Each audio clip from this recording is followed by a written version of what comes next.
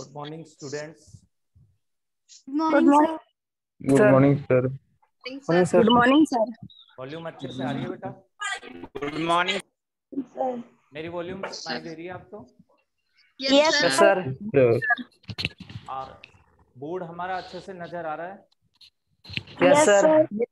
ठीक है। अब बेटा आप वॉइस अपनी म्यूट कर लीजिए।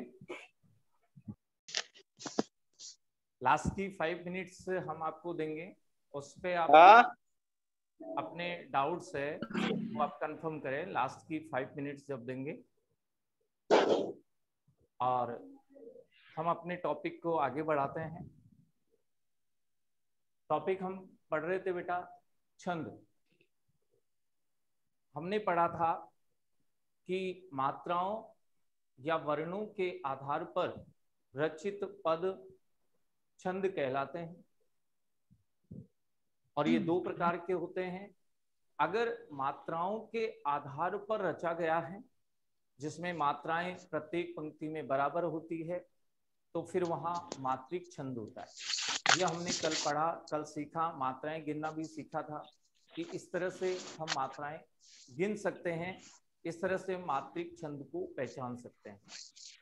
फिर हमने एग्जाम्पल्स में देखा था कि दोहा, सूर था, चौपाई, ये सब मात्रिक छंद होते हैं क्योंकि इनकी प्रत्येक पंक्ति में मात्राएं बराबर होती है। तो जहां पहली पंक्ति में जितनी मात्रा थी दूसरी पंक्ति में उतनी ही मात्राएं थी, इसलिए हमने कहा था मात्रिक छंद।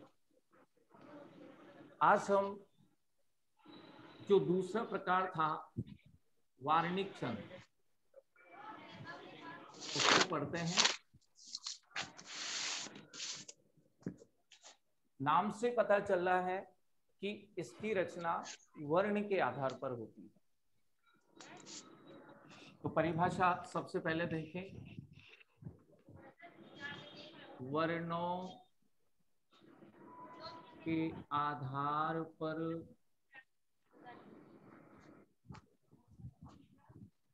रचित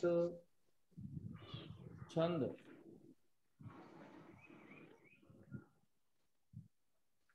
वर्णों के आधार पर रचित छंद वार्णिक छंद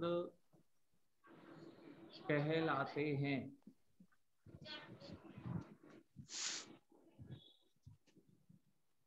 अगर वर्णों के आधार पर पद सृजित हुए हैं, लिखे गए हैं, बनाए गए हैं तो फिर वहां वार्णिक छंद है।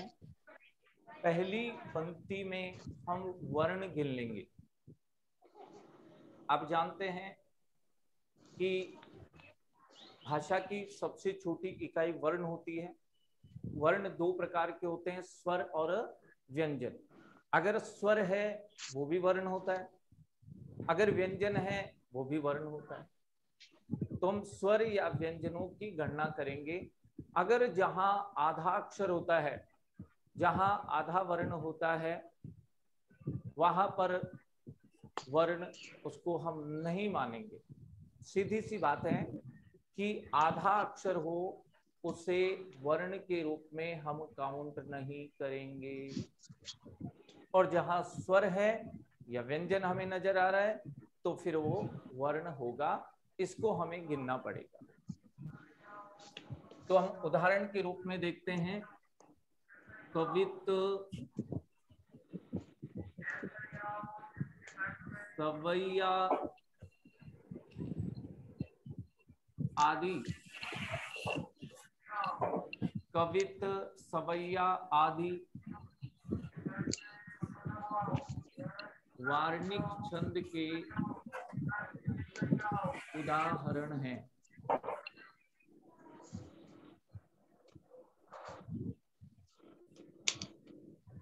कवित्त, सवैया, ये वार्णिक छंद के उदाहरण होते हैं। कहीं पर अगर कवित्त आ गया तो उसमें भी वार्णिक छंद होता है। कवित्त भी एक वार्णिक छंद है, और सवैया है तो वो भी एक वार्णिक छंद होता है। कैसे हम गिने, कैसे हमें पता चले? तो देखो, जो कवित्त होता है, ये कवित्त होता है 31 या 32 वर्णों का छंद होता है।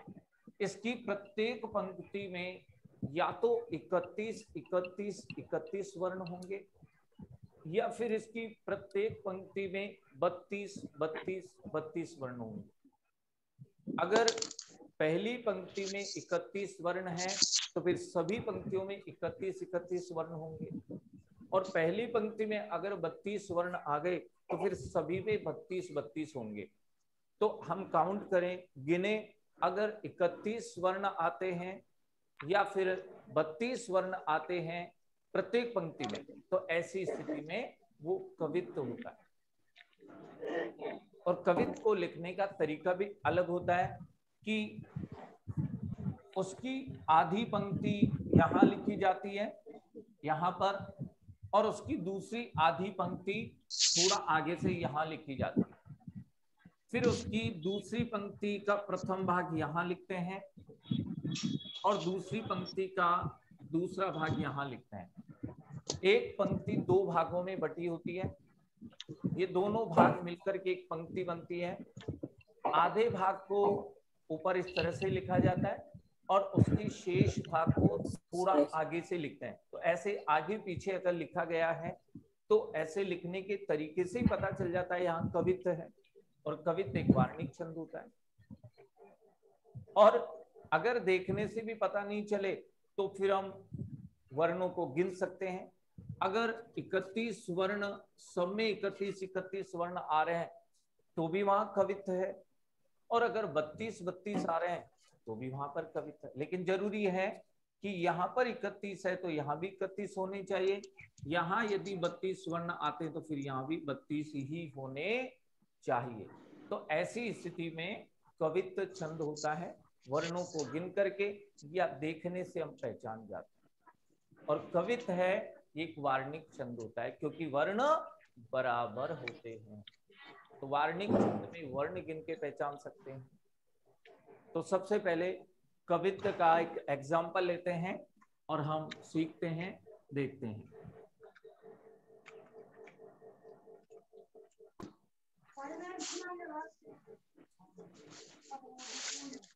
एक कवित्त लिख लेते हैं, हमारी कवित्त दिया हुआ है।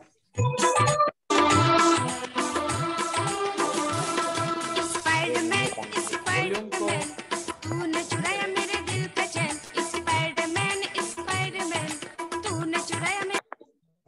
काहे चालू को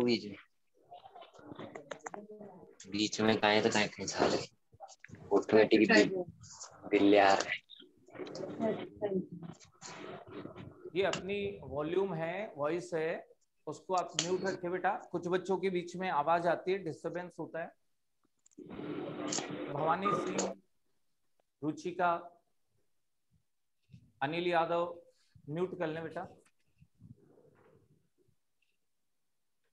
देखिए, एक तुलसीदास जी वाला चैप्टर है, अपने चैप्टर नंबर 8 हमारी मुख्य पुस्तक में। उसमें 2 कवित्त दिए गए हैं, तो उसमें से हम कोई एक कवित्त ले लेते हैं और गिन के देखते हैं। कवित्त लिखते हैं, खेती न किसान को, खेती न किसान को भिखारी को न भीख बलि, भिखारी को ने भीख बलि। अब थोड़ा आगे से लिखेंगे, वणिक को वणिज न चाकर को चाकरी, न चाकर को चाकरी। इसके बाद देखते हैं, फिर शुरू से लिखा जाएगा। जीविका विहीन लोग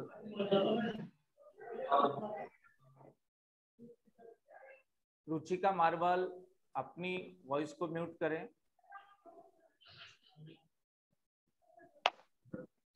जीविका विहीन लोग सिद्धमान सोच बस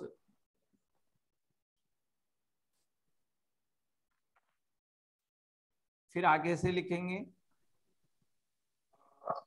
कहे एक एकन सो, कहे एक एकन सो, कहाँ जाय का करी। अब देखिए, ये हमारे सामने हमने एक कवित्व का एग्जाम्पल लिया है, उदाहरण लिया है। पहले बात तो हम देखने से पहचान जाते हैं ये कवित्व है, क्योंकि पहला भाग शुरू से लिखा जाएगा, दूसरा भाग थोड़ा आगे से, फिर उसको शुरू से लिखेंगे, फिर थोड़ा आगे से। ये लिखने का तरीका कवित्व में होता है, इसको हम अच्छे से पहचान सकते हैं। और अब इसको हम चेक करेंगे क्या इसमें वार्णिक छंद है। तो देखो कैसे गिनेंगे, 1 2 3 4 5 6 7 8 9 10 11 12 13 14 15 16। ये भी पूरी पंक्ति नहीं हुई है, पूरी पंक्ति यहाँ होगी। 16 के बाद गिनेंगे 17 18 19 20 21 22 23 24 25 26 27 28 29 30 और 31। पहली जो पंक्ति है उसमें 31 वर्ण है। पहली पंक्ति में 31 वर्ण हो गए हैं।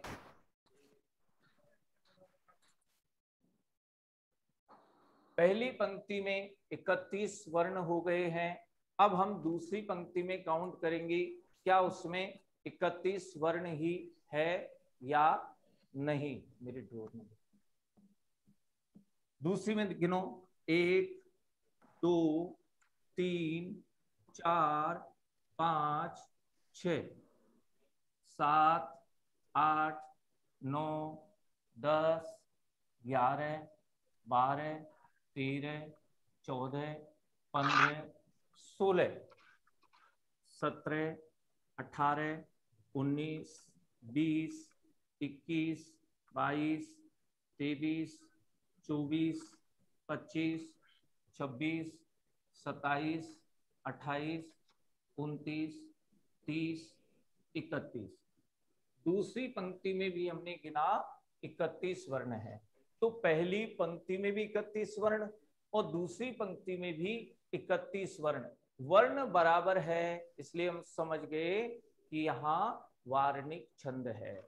और लिखने का जो तरीका है और वर्णों की जो संख्या है उससे हम समझ जाते हैं कि ये कवित्व है, क्योंकि 31 वर्ण आए या फिर प्रत्येक पंक्ति में कहीं पर 32 वर्ण भी आ सकते हैं, तो हम समझ जाएंगे ऐसा कवित्व में होता है। और कवित्व भी एक वार्णिक छंद है, कवित्व भी वार्णिक छंद होगा। कवित्व को हम वार्णिक छंद कहेंगे क्योंकि वर्णों की संख्या बराबर होती है। ये मनोज जांगीर म्यूट करें बेटा, वॉइस म्यूट करें। मनोज जांगीर, ठीक है। हमने कहा कि कवित्व है, ये वार्णिक छंद का उदाहरण होता है।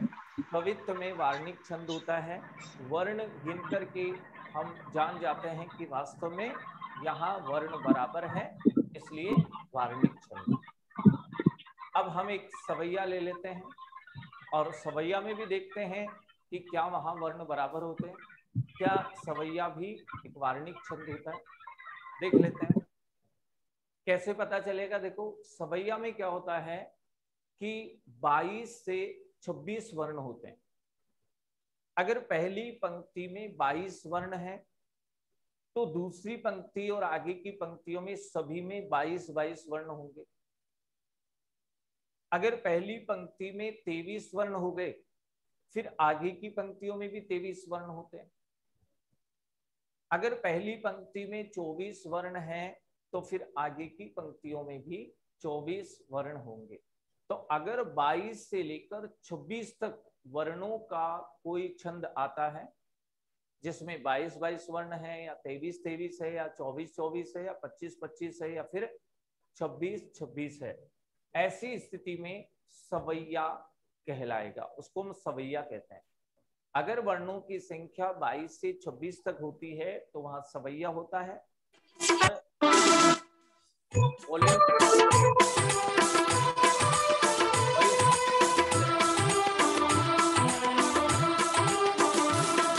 स्पाइडरमैन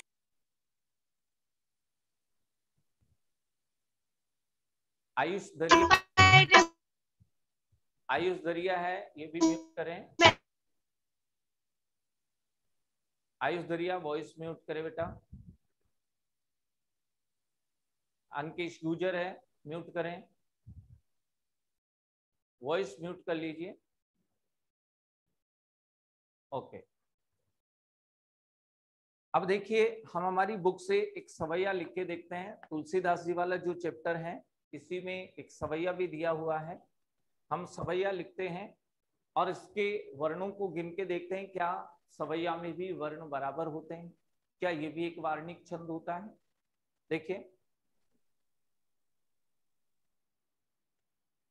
धूत कहो, अवधूत कहो,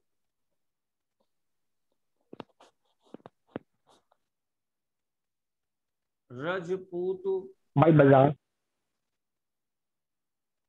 रजपूत कहो, जो लहा,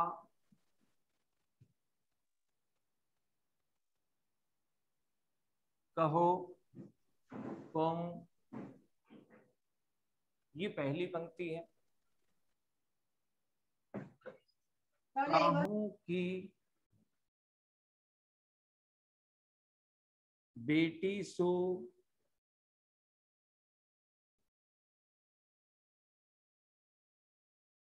बेटा ने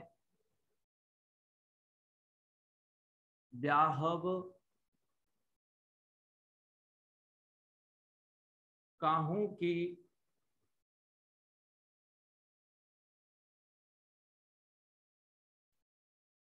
जाति, बिगाड़ न सो।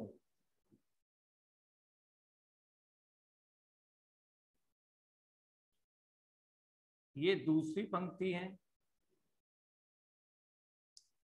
4 पंक्तियां होती है इसमें, सवैया में 4 पंक्तियां होती है। देखें तीसरी पंक्ति है तुलसी सरनाम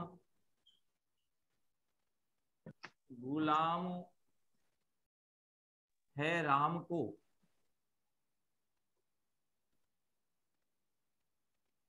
जाको रुचे, जाको रुचे सो कहे,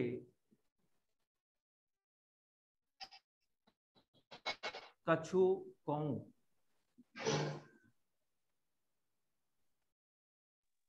और अंतिम है मांग के खेबो,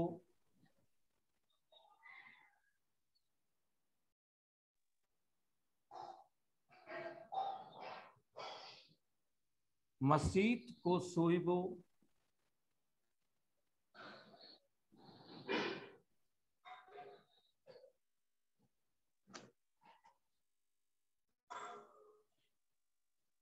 ले बोको, एको न देव को दो, देव को दो। ये देखिए एक सवैया है आपके सामने, गिन के देखते हैं क्या वर्ण बराबर होते हैं, क्या वार्णिक छंद है। गिनिए 1 2 3 4 5 6 7 8 9 10 11 12 13 14 15 16 17 18 19 20 21 22 23। 23 वर्ण है पहली पंक्ति में। दूसरी पंक्ति में देखते हैं 1 2 3 4 5 6 7 8 9। आधा वर्ण को हम, आधे अक्षर को हम वर्ण में नहीं गिनते हैं, आधा अक्षर वर्ण नहीं होता है, तो इसलिए इसको नहीं गिनेंगे। यहां तक 9 हो चुके थे, दोबारा देख सकते हैं 1 2 3 4 5 6 7 8 9। फिर यहाँ गिनेंगे 10 11 12 13 14 15 16 17 18 19 20 21 22 23। दूसरी पंक्ति में भी हमने गिना, उसमें भी 23 वर्णी है। आगे अपनी बात को और बढ़ाते हैं 1 2 3 4 5 6 7 8 9 10 11 12 13 14 15 16 17 19 20 21 22 23 24। यहाँ 25 वर्ण आ गए। देखिए अंतिम पंक्ति में एक बार देखते हैं 1 2 3 4 5 6 7 8 9 10 11 12 13 14 15 16 17 18 19 20 21 22 23। अब हम देखते हैं यहाँ 23 है, इसमें 25 वर्ण आ रहे हैं। एक बार गिनते हैं, क्या पता गलती हो जाए गिनने में। 1 2 3 4 5 6 7 8 9 10 11 12 13 14 15 16 17 18 19 20 21 22 23 24 25 हो रहे हैं। तो कहीं ना कहीं एक शब्द इसमें ज्यादा लिखा है हमने। तुलसी सरनाम गुलाम है राम को, जाको रुचे सो कहे ओहूं। सो कछु नहीं है, कोहूं है, सो कहे कौन। वास्तव में इसमें भी 23 वर्ण ही हैं। एक अतिरिक्त शब्द लिख दिया गया था, इसलिए कंफ्यूज हो गया। 1 2 3 4 5 6 7 8 9 10 11 12 13 14 15 16 17 18 19 20 21 22 23। 23 वर्ण है चारों पंक्तियों में। हमें पता चल गया वर्ण बराबर है, इसलिए यहाँ वार्णिक छंद है।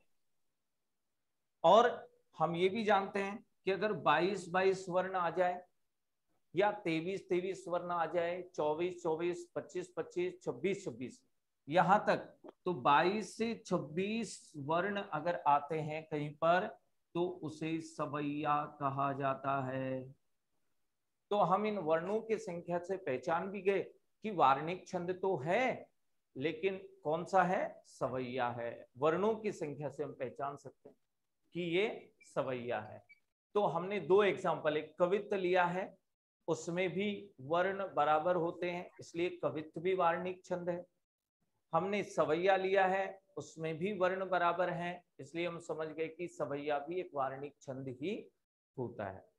तो वार्णिक छंद को कैसे पहचानेंगे, वर्णों को गिन करके। वर्णों को गिन करके हम पहचान सकते हैं कि यहाँ पर वार्णिक छंद है। अब देखिए छंद 2 ही प्रकार के थे। अगर मात्राओं के आधार पर कोई रचित पद है तो रचित छंद है तो फिर वो मात्रिक छंद होता है, जिसमें मात्राएं गिन के देख लेते हैं बराबर होती, तो मात्रिक छंद है। जहां मात्राएं बराबर नहीं है तो वहां वर्ण गिन के देख लेंगे, वर्ण बराबर है, तो वर्ण बराबर है तो फिर वो मात्रिक नहीं वार्णिक छंद होगा। लेकिन कई बार ऐसे भी होता है कि ना तो मात्राएं बराबर है और ना ही वहां पर वर्ण बराबर है, तो ना तो मात्रिक छंद होगा ना फिर वहां वार्णिक छंद होगा। तो फिर कौन सा छंद होगा, हमसे पूछ लिया जाए कौन सा छंद है, फिर हम जवाब क्या देंगे? तो उसका जवाब है हमारे पास कि ये छंद मुक्त है। कई बार हम कविता का परिचय पढ़ते हैं, उसमें लिखा आता है कि ये छंद मुक्त कविता है, छंद मुक्त है। इसका अर्थ हुआ इसमें किसी भी छंद का प्रयोग नहीं किया गया है, ये छंद के आधार पर रचित नहीं है।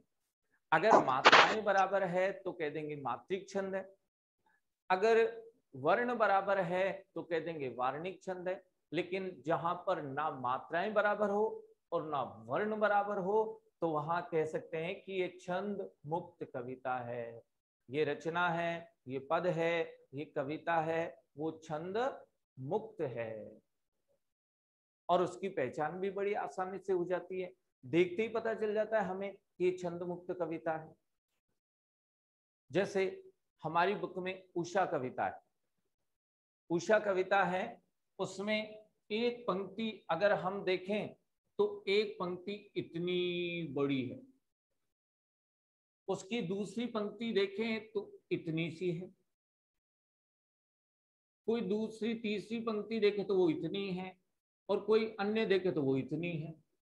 तो हमें इनको देखने से ही पता चल जाता है, गिनने की जरूरत ही नहीं है कि ये पंक्ति बड़ी है, ये बहुत छोटी है। अगर इनको गिनेंगे तो भी इसमें जितनी मात्राएं उतनी मात्राएं इसमें हो ही नहीं सकती, देखने से पता चल रहा है। इसमें जितने वर्ण है उतने वर्ण इसमें हो ही नहीं सकते, क्योंकि ये लाइन बहुत बड़ी है, ये लाइन बहुत छोटी है। तो यहाँ ना मात्राएं बराबर हो सकती है और ना यहाँ पर वर्ण बराबर हो सकते हैं, ना यहाँ मात्रिक छंद हो सकता है, ना यहाँ तो हम पहचान की बात नहीं करें, अपना वॉइस को म्यूट करें। इसका भी हम एग्जाम्पल देखते हैं, एग्जाम्पल से हम समझ